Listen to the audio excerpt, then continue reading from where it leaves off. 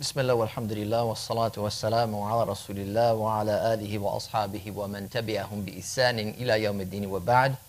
يا أيها الذين آمنوا اتقوا الله حق تقاته ولا تموتن إلا وأنتم مسلمون. My dear brothers and sisters in Islam, as you know, this month we've been talking a great deal about the Quran. And we've been doing that in hopes that it would inspire you to strengthen your connection with Allah's book and also inspire you to find the strength, perhaps, maybe the courage, if that's what's needed, to share the book of Allah subhanahu wa ta'ala with others in your life, especially those that have yet to be exposed to the powerful words of the Almighty. Last Friday, we were reminded that the Quran is not only a source of guidance, but a source of healing. It shows us the way to Allah subhanahu wa ta'ala. The Quran teaches us the difference between right and wrong, and it cures the heart of many ailments. Things like ego, pride, ailments like doubt and hypocrisy, polytheism, deviation, and perversion. Cures the heart of those diseases.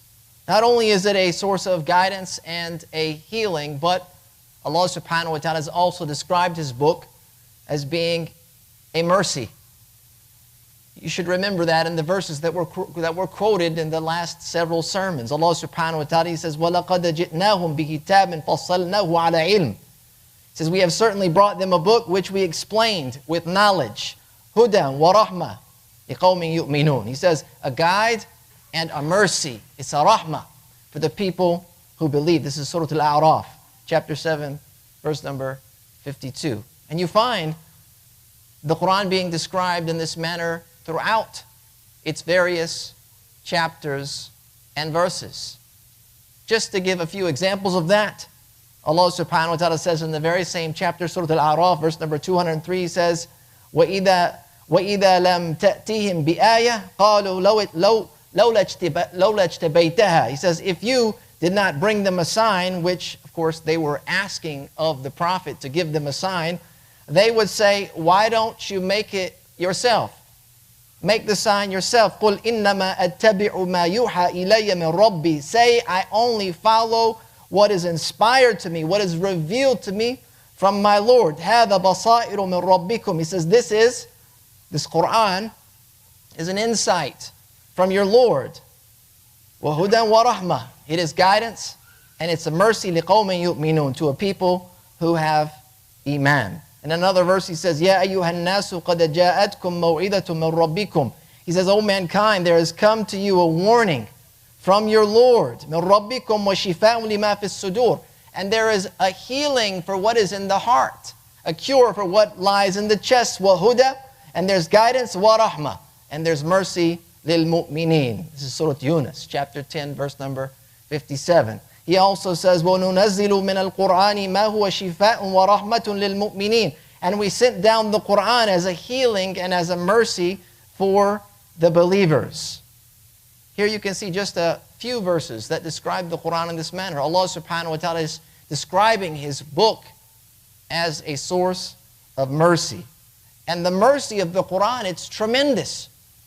It's profound, it's amazing. With the Quran, it's faith that is discovered, it's wisdom that is obtained through these words. The Quran inspires people to righteousness, to virtue, to justice, and dignity and honor in this life and the next. People that read the Quran, that believe in it as a revelation, they will then act according to its teachings.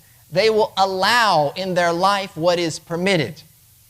They will take all that is halal as permissible, and they will also avoid and stay away from all that has been deemed illicit, that which is haram. They will reject that in their life. And as a result, they will be admitted into paradise, into Jannah, and they will be spared from hell. There are many components to this mercy, the mercy of the Quran. And I want to share just a few of those as a reminder for you today. So you will find from the mercy of the Quran that just reciting and listening to its verses steadies and calms the heart, stabilizes the heart. So Allah subhanahu wa ta'ala, He says, الَّذِينَ آمَنُوا وَتَطْمَئِنُّ قُلُوبُهُم بِذِكْرِ اللَّهِ.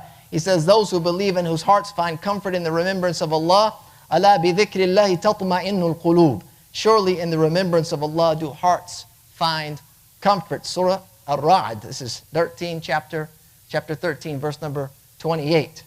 So this verse many of us are familiar with. The great scholars, however, from the early generations, the likes of Qatada and Mujahid, they said that the remembrance of Allah in this verse is referring to the Quran. In other words, it would read to understand those who believe in the Quran, or they believe and they find comfort in the Quran. Surely in the Quran do hearts find comfort and rest.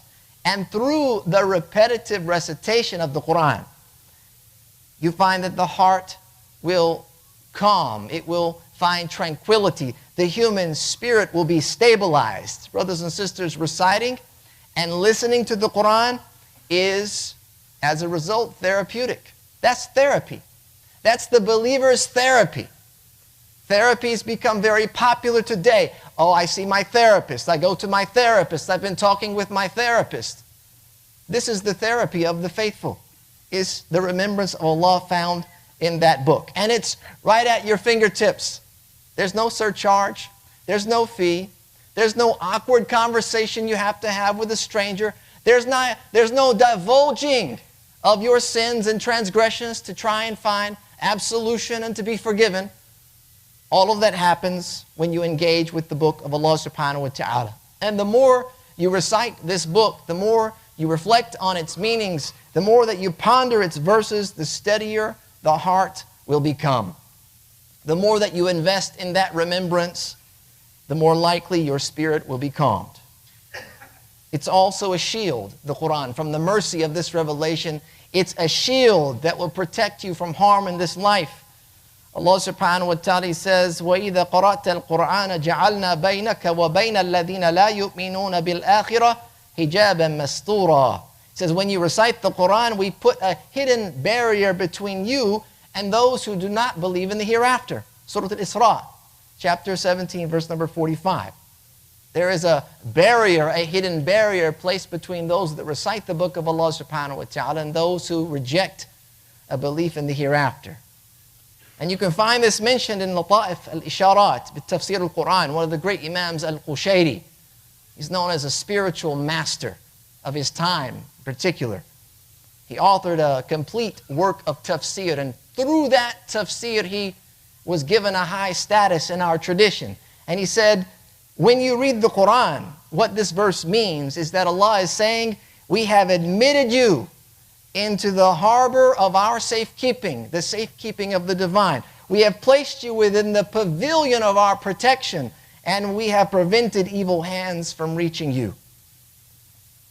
Not only that, but as a part of this mercy, you find that merely reciting the Quran, just reciting its words and its letters, there is tremendous reward. It's related in Sunnah Tirmidhi. The Prophet ﷺ, he says, "Man qara'a harfan min kitabillah, falahu bi hasana." He says, whoever recites a letter, a single letter from the book of Allah, they will have a reward. Wal hasanatu bi ashri amthaliha. And the reward is tenfold, he says. La aqulu alif lam mim harf. Alif lam mim is not a harf, he says. That's not one letter. Walakin alifun harf. Walamun harf. Wamimun harf. There's single letters. Alif is one letter, he says. Lam is one letter, and mim is one letter.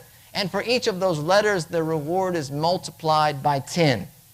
And this type of reward that you get, it's like no other book that you will read. This type of reward that you get is considered the payout of a transaction, the success of which is absolute. Allah subhanahu wa ta'ala says, إِنَّ الَّذِينَ يَتْلُونَ كِتَابَ اللَّهِ وَأَقَامُوا الصَّلَاةَ وَأَنفَقُوا مِمَّا رَزَقْنَاهُمْ سِرًّا وَعَلَانِيَةً يَرْجُونَ تِجَارَةً لَن تَبُورَ.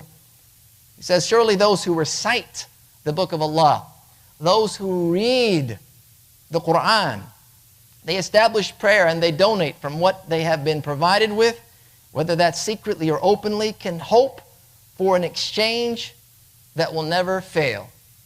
This transaction that is surely going to be successful. According to one of the great Imams, Al-Baghawi, he said that those who read the Quran, they pray and they give in charity, their effort will not be wasted because they have engaged in a transaction with Allah. And there is no losing in this type of transaction because He has promised the reward. لِيُوَفِّيَهُمْ أُجُورَهُمْ وَيَزِيدَهُمْ مِنْ فَضْلِهِ إِنَّهُ غَفُورٌ شَكُورٌ. He says, so that He will reward them in full. Meaning that Allah will reward you in full and increase them out of His grace. He will reward you for your efforts and increase you, here He says. Not only are you going to get what He's promised of that reward, the Prophet highlighted that. With every letter there's tenfold in reward, but He says, وَيَزِيدَهُمْ مِنْ فَضْلِهِ. He will increase them from His grace. And the increase here, the great companion Ibn Abbas, he said, that it's something that no eye has ever seen, nor ear has ever heard of, which could only mean Jannah and what lies therein. Not only does it provide a great opportunity for reward, but brothers and sisters, the Quran will act on our behalf as an intercession on the Day of Judgment. This is related by Imam al-Bayhaqi that the Prophet ﷺ, he said, "As-siyamu wal-Qur'anu yashfa'ani lil-'abdi yaqulu as-siyam." He says that fasting and the Quran will act as an intercession for the servant. Yaqulu as-siyam. The fasting, the act of fasting itself will say, "Ay Rabbi inni mana'tuhu at-ta'am wash-shahawat bin-nahar." I prevented him from his food and from his desires during the daylight hours. فَشَفِعْنِي فِي. So grant me an intercession for him. وَيَقُولُ الْقُرْآنِ. The Quran will then say, مَنَعْتُهُ النَّوْمَ بِاللَّيْلِ. I prevented him from sleeping at night. Imagine that. Just for a moment, think about that. The Quran is going to speak about you who recited that book at night. Is going to ask Allah directly for you, not someone else. For you, the Quran is going to ask. فَشَافِعْنِي فِيهِ. He say, make me an intercessor for this one, the one who recited me at night. فَيَشْفَعَانِ. And the Prophet ﷺ said that that intercession will be granted. So what the Prophet ﷺ is saying in this hadith is that your righteous actions, among them the recitation of the Quran, will be of great benefit for you on the Day of Judgment. Not only in this life, as we found, where you get tranquility and peace of mind and calming of the spirit. You'll find a prevention and a safeguard from those that seek to harm you. You'll find the reward that you're striving for, but also you will find that in the hereafter, on the Day of Judgment, the Quran that you recited in this world, the Quran that you read in prayer at night, the Quran that was your companion throughout your life will be an advocate for your salvation in the hereafter. And not only that, but it will be there to raise you in rank in Jannah. As the Prophet ﷺ, he says, يُقَالُ لِصَاحِبِ الْقُرْآنِ اقْرَأْ وَارْتَقِي وَرَتِّلْ كَمَا كُنْتَ تُرَتِّلْ فِي الدُّنْيَا. He will say to the one who was devoted to the Quran, the one who was devoted to that book, it will be said, recite and ascend, meaning ascend into Jannah, into the various levels, and recite carefully as you recited carefully when you were in this world. فَإِنَّ مَنْزِلَكَ عِنْدَ آخِرِ آيَةٍ تَقْرَأُهَا. He says, for your abode, your home in paradise, will be at the level in which you stop your recitation. And lastly, brothers and sisters, to share with you by way of the Quran, by way of this book, the rahmah of this book, the Quran, you will become from the people of Allah. This is narrated by Ibn Majah that the Prophet ﷺ, he says, إِنَّ لِلَّهِ أَهْلِينَ مِنَ النَّاسِ. That Allah has His own people from mankind. And the companions, they said, O Messenger of Allah, men hum? Who are these people? And he says, hum ahlul Quran. The people of Allah are the people of the Quran. Ahlullahi wa khasatu. These are the people that are chosen, that are closest to Allah subhanahu wa ta'ala. So this is just a glimpse into the mercy of the Quran. The mercy that Allah subhanahu wa ta'ala has favored upon each and every one of us, those of us that live with that book in our days and our nights. And now our task, the recipients of that mercy, is to show mercy to those around us, those who have yet to experience the book of Allah, by sharing the Quran with others. Brothers and sisters, it's time to pay it forward. There's no better time than now to pay it forward, keeping in mind, as the Prophet ﷺ said, "Man la yarhamun nas, la yarhamuhullah." That whoever does not show mercy to mankind, then Allah will not show mercy to them. أقول قولي هذا وأستغفر الله لي ولكم ولسائر المسلمين من كل ذنب فاستغفروه إنه هو الغفور الرحيم.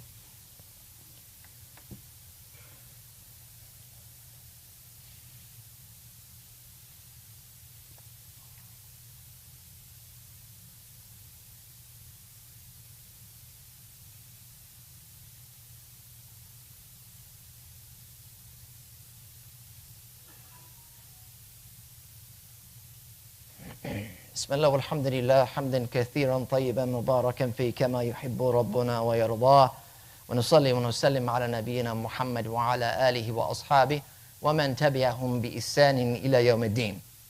Brothers and sisters, we have brothers especially, we have people standing in the back there. If you could slide up and fill in any gaps, any space.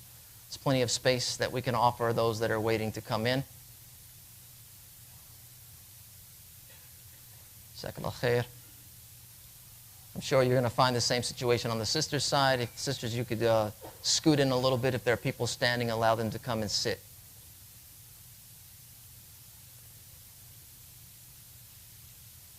As you may have seen on the way in today, or have read in the announcements, we have a funeral prayer after Salat al-Jum'ah immediately.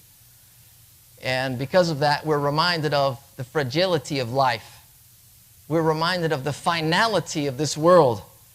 When one of our own passes away, we're reminded that life is not forever.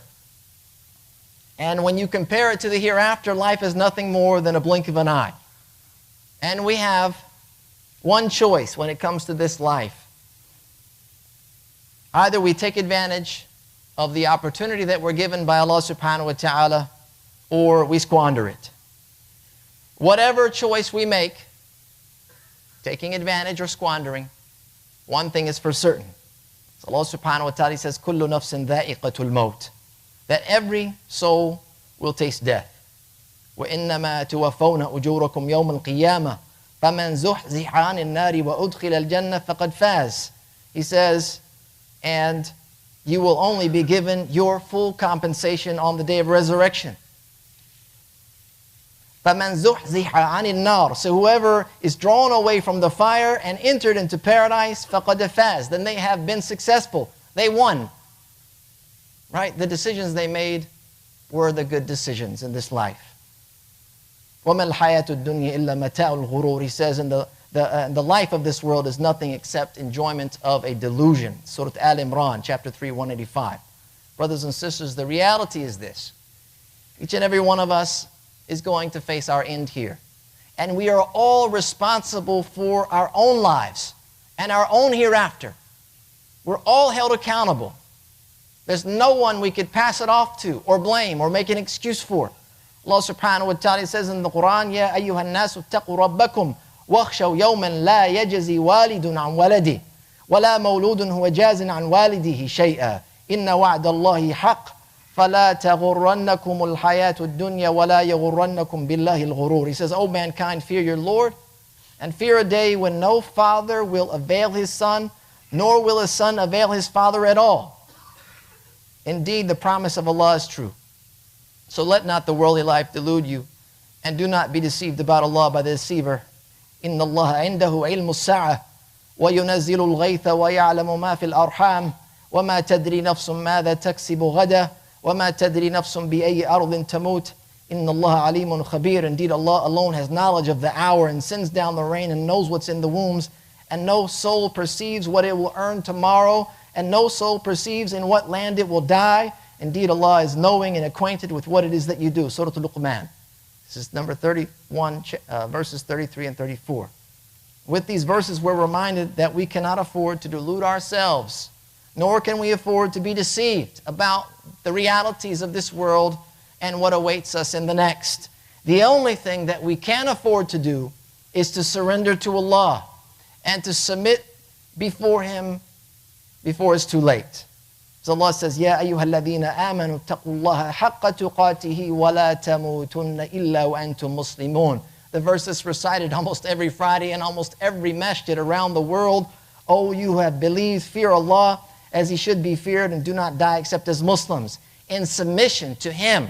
Not just Muslims by name, because that's not going to cut it. But in submission, embodying the meaning of that word, what it means to be Muslim is to surrender to Allah subhanahu wa ta'ala, to live a life of submission, one in which the choices that you make are done in obedience to Allah. And that's how you find success. And that's how this moment, your moment, when you're there, and we're going to pray over you, inshallah, it will be a successful moment, a moment of happiness for you, and not a moment of pure regret. So we ask that Allah subhanahu wa ta'ala grant us a life filled with faith and piety, to bless us to be from His people in this life and the hereafter, to be from the people of the Quran, to open the doors of Jannah to each and every one of us, and especially our dearly beloved, departed, our brother in faith, Muhammad Salim. We ask that Allah accept him and pardon him, to increase him and raise him in rank, and to grant his family members, those that remain behind, patience and perseverance, and increase them in Iman. We ask that Allah subhanahu wa ta'ala continue to keep us safe and to secure those facing hardship around the globe. Allahumma yassir wa la tu'assir wa tammim bil khair. Wa sallallahu wa sallam ala nabiyyina Muhammad wa akhiru da'wana. Alhamdulillah.